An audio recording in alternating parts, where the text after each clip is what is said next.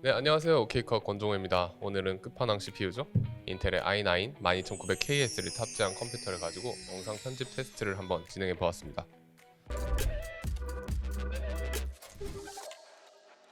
인텔에서 이 컴퓨터를 보내줬는데요. 이걸로 편집을 해보고 그 경험에 대해서 이야기를 해달라고 하셨어요. 사실 기존에도 괜찮은 컴퓨터들로 편집을 하고 있긴 했지만 그래도 뭐 이 정도로 좋은 사양의 컴퓨터는 아니었거든요.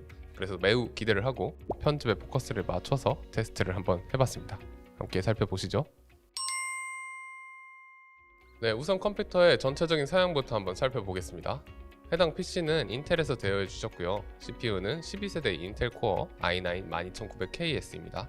ASUS Z690 메인보드랑 RTX 3090 그래픽카드, 킹스톤 퓨리 DDR5 메모리가 32GB 장착되어 있습니다.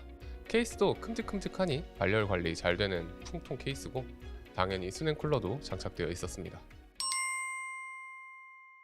우선 12900KS에 대해서 간단히 소개해 볼게요. 일단 12세대 인텔 프로세서 중에서 최고의 성능을 가진 CPU입니다. 기존의 끝판왕이었던 12900K와 같은 8+8 코어의 24스레드입니다. TDP가 125W에서 150W로 올라갔지만 최대 클럭 속도도 마찬가지로 기존의 5.2GHz에서 5.5GHz까지 올라간다고 해요. 실제로 저는 벤치마크 점수를 그렇게 신뢰하는 편은 아닙니다만 그래도 다들 하는 거니까 저도 벤치마크 한번 간단하게 돌려봤습니다. 벤치마크는 이 정도로 참고하시면 좋을 거라고 생각합니다. 근데 사실 우리가 궁금한 건 숫자가 아니라 영상 편집 작업에서의 실제 퍼포먼스잖아요. 저는 극한의 편리함을 추구하는 사람이기 때문에 그 프록시 만드는 것도 싫어하고 타임라인에서 프리뷰 화면이 버벅거리는 것도 진짜 싫어합니다. 과연 12900KS와 RTX 3090은 어느 정도의 타임라인 퍼포먼스를 보여줄지, 렌더링 속도는 어떠할지, 다빈치에서의 노이즈 리덕션이나 그레인 등의 이펙트는 어느 정도 감당할 수 있는지 테스트해 보았습니다. 일단 8K 타임라인 테스트를 해보도록 하겠습니다. 이번에는 레드의 8K R3D 소스보다 더 무겁고 느리다고 생각하는 캐논의 8K 로우 소스를 활용해서 테스트해보았습니다. 캐논의 EOS R5로 촬영을 했고 29.97프레임의 시로그3 시내 게머스로 촬영되었습니다. 우선 플레이백 해상도를 풀로 놓고 테스트를 해보면 느리지만 플레이가 되긴 합니다. 이 정도면 쾌적하게 편집을 하긴 힘든 수준이 아니냐라고 생각하실 수 있는데요. 사실 8K 작업을 하는데 플레이백 해상도를 풀로 놓는 일은 진짜 많지 않을 것입니다. 하지만 플레이백 해상도를 2분의 1도 좀 과하다고 생각하는데 2분의 1로 놓으면 굉장히 쾌적해져요. 스페이스를 누르면 약간의 지연 후에 즉각적으로 재생이 시작하고요. 여기 플레이백 레졸루션 같은 경우에도 아까보다 프레임 드랍이 훨씬 덜 되는 모습입니다. 똑같은 노란색이지만 보여지는 화면에는 엄청난 차이가 있습니다. 8K 타임라인에서 플레이백 레졸루션 2분의 1 정도로 놓고 이 정도 타임라인 퍼포먼스가 나오는 건 아주 훌륭하다고 생각을 해요. 재생을 멈출 때도 딜레이가 많지 않고 꽤나 빠르게 멈춘다고 생각이 들었고요. 프리뷰를 멈췄다가 다시 스페이스를 눌러서 재생을 시작할 때도 약간의 딜레이가 있지만 이 정도는 용인될 수준의 딜레이라고 생각합니다. 개인적인 생각에는 이 정도 퍼포먼스라면 쾌적한 편집이 가능하다고 볼 수 있을 것 같아요. 여기에 간단한 색 보정 작업도 진행해 봤습니다. 어드저스트먼트 레이어를 만들어서 깔고 루미트리 컬러 들어가서 인플러스는 알렉사로 대충 넣고요. 지금 보이시나요? 지금 제가 이렇게 색 보정을 하고 있는데 클릭하면 바로바로 색 보정이 되는 모습이죠. 저는 꽤나 느려질 줄 알았거든요. 하지만 의외로 전혀 문제가 없는 모습이었습니다. 색 보정을 적용한 플레이백도 스페이스바 누르면 역시나 플레이백 아주 훌륭합니다. 스크러빙도 원활합니다. 적용하지 않았을 때와 거의 차이 없이 플레이백이 가능한 모습이었습니다. 그럼 모그루트도 한번 적용해 보도록 하겠습니다. 제가 적용할 모그루트는 FHD용이라서 스케일을 좀 조정해 주었어요. 이거를 반응은 근데 상당히 빠릿빠릿합니다. 재생을 해보면 훌륭한데요? 생각보다 굉장히 잘 됩니다. 프레임 드랍 다소 있지만 훌륭하게 플레이백이 되고 있는 모습입니다. 하지만 모션을 주기 위해서 키프레임 작업 같은 걸 해야 된다면 포지션 값이나 스케일 값을 조정할 때 딜레이가 굉장히 많이 생겨서 좀 답답한 모습도 있었습니다. 그럴 땐 플레이백 해상도를 4분의 1 정도까지 낮춰주면 좀 더 원활한 작업이 가능해집니다. 그래도 8K 타임라인에서 이 정도 퍼포먼스를 내다니 솔직히 놀랍다는 생각이 들었습니다. 우선 4K 타임라인에 8K 소스도 올려봤어요. 꽤나 흔하게 작업이 되는 경우인데 이 경우 같은 경우에는 풀로 놓아도 이렇게 플레이백 퍼포먼스가 원활하게 진행이 됩니다. 인디케이터가 노란색이지만 프레임 드롭이 그렇게 심각하게 되고 있지 않습니다. 마찬가지로 스크러빙 퍼포먼스도 나쁘지 않고요. 진짜 타임라인이 8K에서 4K로 바뀐 것일 뿐인데 상당히 스무스하게 바뀐 것을 볼 수가 있습니다. 그리고 캐논 C70의 422 10비트 롱곱 영상도 돌려봤어요. 우선 플레이백 레졸루션 같은 경우에는 풀로 두고 재생을 해볼게요. 8K 로우도 잘 됐는데 4K 소스 정도는 아무 문제 없이 잘 굴러가는 모습이죠. 당연히 스크러빙 아무 문제 없이 잘 되고요. 그리고 재생되는 속도도 굉장히 빠른 편이고 스페이스 눌렀을 때 바로바로 멈추는 반응 속도도 좋은 편입니다.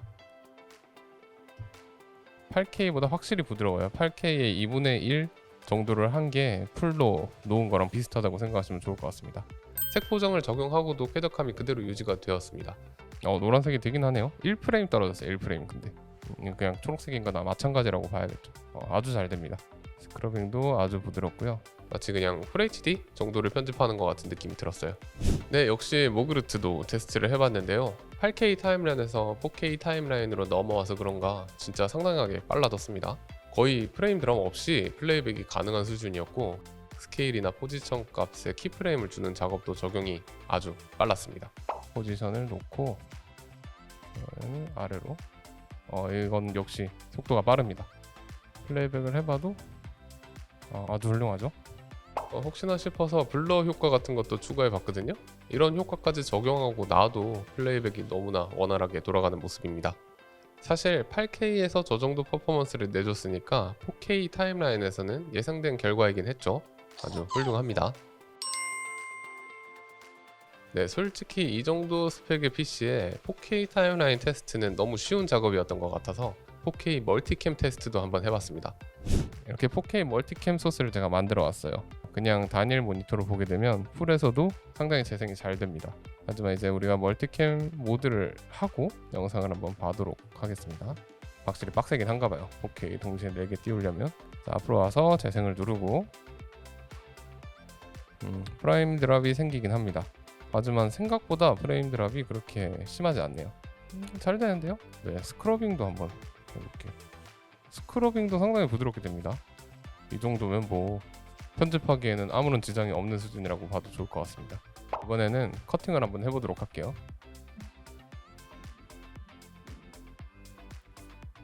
거의 딜레이가 없는데? 약간씩 프레임 드랍이 느껴지긴 하지만 편집하는데 아무런 문제가 없는 수준으로 커팅도 다 잘 되고요. 가끔 버벅거리다 보면 커팅이 안 되어 있거나 다른 타이밍에 커팅이 되어 있는 경우도 있거든요. 하지만 그런 상황은 전혀 발생하지 않았고 깔끔하게 의도한 대로 커팅이 되었습니다. 하지만 커팅을 하고 나서 플레이백을 할 때는 하기 전보다 좀 많이 버벅거리는 모습을 보여줬어요. 아무튼 처음에 재생 버튼을 누를 때 약간의 지연 시간이 발생하는데 조금 기다려줬다가 스페이스를 누르면 다시 이제 플레이가 제대로 되는 모습을 볼 수 있어요. 지금도 보시다시피 이 정도면 충분히 편집할 수 있지만 그래도 좀 버벅거리긴 해요. 그래도 플레이백 해상도를 좀 낮추거나 커팅 후에는 멀티캠을 끄고 모니터링을 한다던가 하는 식으로 작업을 한다고 치면 충분히 4K 4캠 정도는 멀티캠 편집이 가능합니다. 4K 타임라인에서 4K 소스로 4캠 테스트를 해보았지만 저런 상황도 실제 작업에서 거의 사용하지 않는 세팅입니다. 이번에는 실전에서 가장 많이 활용할 만한 세팅의 테스트인데요. 4K로 찍힌 4개의 카메라 앵글을 풀 HD 타임라인에서 멀티캠 편집하는 시나리오입니다. 일단 역시 4K 타임라인에서도 플레이백이 원활했었죠. 근데 여긴 진짜 원활합니다. 재생 잘 되고요. 잘 멈추고 잘 시작하고 잘 멈추고 잘 시작하고 스크러빙도 아무런 문제가 없습니다. 굉장히 빠릿빠릿하게 진행이 되고 있어요. 이렇게 화면으로 보시면 잘 안 느껴지실 수도 있는데 실제로 작업을 해보면 꽤나 체감이 될 정도로 원활한 모습이었습니다. 역시 마찬가지로 커팅을 한번 해볼게요.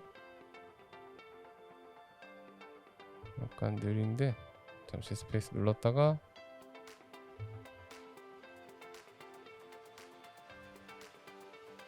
네, 이렇게 커팅이 끝났고 아까 중간에 버벅거린 부분이 있긴 했지만 제가 커팅을 하면서 느껴지는 느낌은 4K 멀티캠 할 때보다 훨씬 더 부드러운 느낌이었어요. 그리고 끝나고 재생을 했을 때도 FHD 같은 경우에는 그 버벅거림의 빈도가 훨씬 좀 덜하다? 그렇게 말씀드릴 수 있을 것 같아요. 이게 제가 지금 이렇게 카메라 켜고 화면 녹화를 하면서 보여드리지만 직접 써보면서 느낀 결과 FHD 멀티캠 같은 경우에는 정말로 할만했습니다. 아주 만족스러운 퍼포먼스를 보여줍니다. 네, 렌더링 테스트도 해봤습니다. EOS R5의 8K 로우 소스를 8K 타임라인에서 1분짜리 영상으로 뽑은 거 7분 14초 정도가 나왔고요. 그 다음에 C74K 422 10비트 롱곱 소스를 4K 타임라인에서 4K로 뽑은 거 1분 17초 정도 나왔습니다. 이번엔 다빈치 리졸브의 색보정 테스트입니다. 다빈치 리졸브는 그래픽카드 의존도가 높으니만큼 RTX 3090바를 제대로 받을 것 같은데요. 8K 로우에 간단한 색보정 효과를 적용한 후 노이즈 리덕션과 필름 그레인 효과를 적용해 봤습니다.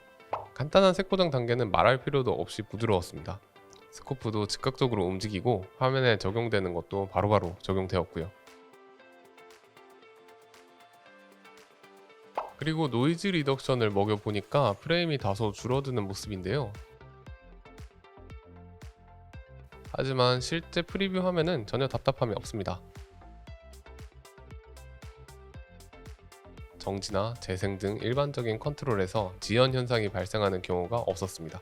여기에 그레인 효과까지 적용시키면 프레임이 더 떨어져야 되는데 희한하게 노이즈 리덕션만 적용했을 때와 별 차이가 없거나 오히려 소폭 상승했어요. 24프레임 정도 나오더라고요. 이게 도대체 뭔지 모르겠는데 이 정도면 진짜 무거운 효과를 많이 적용해도 다빈치에서는 차고 넘치는 스펙일 것 같습니다. 참고로 다빈치에서는 딱히 플레이백 테스트를 보여드리진 않겠습니다. 프리미어에서보다 다빈치가 플레이백은 무조건 빠르기 때문에 혹시 다빈치에서 기본 편집 퍼포먼스가 떨어지지 않을까 고민하시는 분들은 절대 그러실 필요가 없습니다. 아무튼 노이즈 리덕션, 필름 그레인 효과 같은 경우에는 플레이백 퍼포먼스에 많은 악영향을 미치는 만큼 보통 마지막에 적용시킨다는 걸 생각해보면 색보정을 하는 대부분의 상황에서는 프레임 드랍이 전혀 없는 작업이 가능할 것 같습니다. 네, 오늘은 이렇게 인텔의 12900KS가 탑재된 고성능 컴퓨터가 가지는 편집 퍼포먼스가 어느 정도 되는지 알아보았습니다. 사실 편집 프로그램에서 CPU의 능력이 차지하는 비중이 상당히 크기 때문에 스펙이 보장되어 있는 고성능 CPU를 탑재한 컴퓨터가 퍼포먼스가 떨어질 리가 없겠죠. 테스트를 하면서 느낀 것이지만 영상을 업으로 삼는 입장에서 이 정도의 PC로 편집을 할 수 있다면 진짜 삶의 질이 많이 올라갈 것 같다는 생각을 많이 했습니다. 그럼 궁금한 점 있으시면 댓글 남겨주시고요. 지금까지 OK컷 권정호였습니다. 감사합니다.